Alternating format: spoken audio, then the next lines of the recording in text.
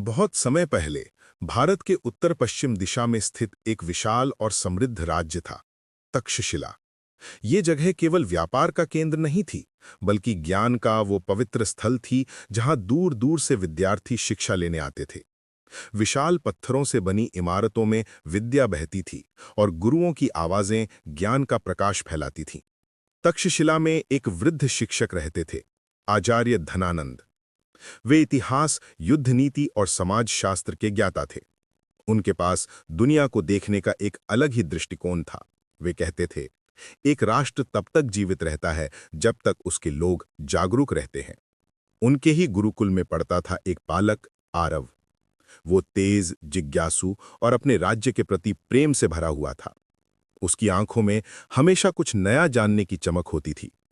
एक दिन सुबह सुबह आचार्य ने सारे शिष्यों को सभा भवन में बुलाया। उनके हाथ में एक छोटा सा पीतल का दीपक था। उन्होंने कहा, यह दीपक हमारे राज्य की पहचान है। जब तक ये जलता रहेगा, हमारा ज्ञान और संस्कृति सुरक्षित रहेगी। शिष्य इसे एक सामान्य प्रतीक मानकर चल दिए, लेकिन आरव के मन में ये बात घर कर गई। समय बीतता गया, आरव बड़ा हुआ और राज्य में राजनीतिक हलचल भी बढ़ने लगी। पड़ोसी साम्राज्य तक्षशिला की शक्ति से भयभीत था और उसे अपने अधीन करना चाहता था। धीरे धीरे सीमाओं पर संघर्ष होने लगे। राजदरबार में षड्यंत्र, व्यापारियों का असंतोष और लोगों में असुरक्षा बढ़ने लगी।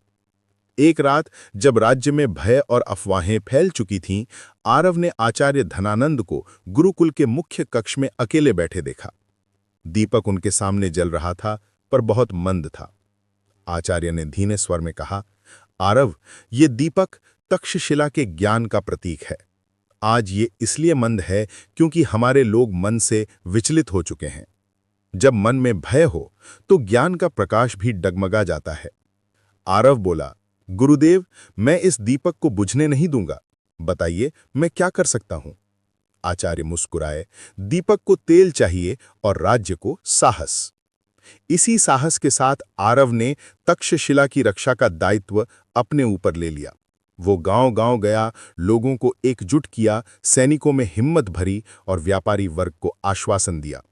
उसने न केवल सेनाओं को संगठित किया, बल्कि लोगों के भीतर भी जागरूकता फैलाई कि ये राज्य सिर्फ राजा का नहीं, हम सबका है।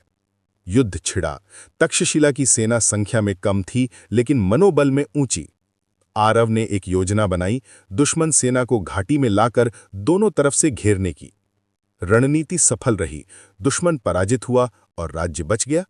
जब विजयी सैनिक तक्षशिला लौटे, लोग जयकारे लगा रहे थे। आरव सीधे गुरुकुल पहुंचा। आचार्य दीपक के पास बैठे मुस्कुरा रहे थे। दीपक अब उज्जवल लौ के साथ जल रहा था। उन्होंने कहा, आरव, इस दीपक को तुमने जलाया नहीं, तुमने इसे बचाया है। याद रखना, इतिहास सिर्फ युद्ध जीतने वालों का नहीं होता, बल्कि उन लोगों का भी होता है जो अपने भीतर का अंधकार जीतते हैं।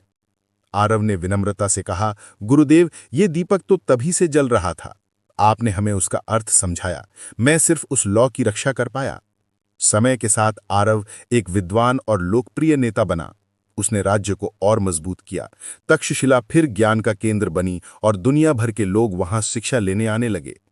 कई वर्षों बाद जब आरव वृद्ध हो गया और उसकी दाढ़ी सफेद हो चुकी थी, उसने वही दीपक एक नए बालक को सौंपते हुए कहा, बेटा, इसे थामो। ये तक्षशिला का नहीं, बल्कि भारत की आत्मा का दीपक है। इसे कभी बुझने मत देना। और इस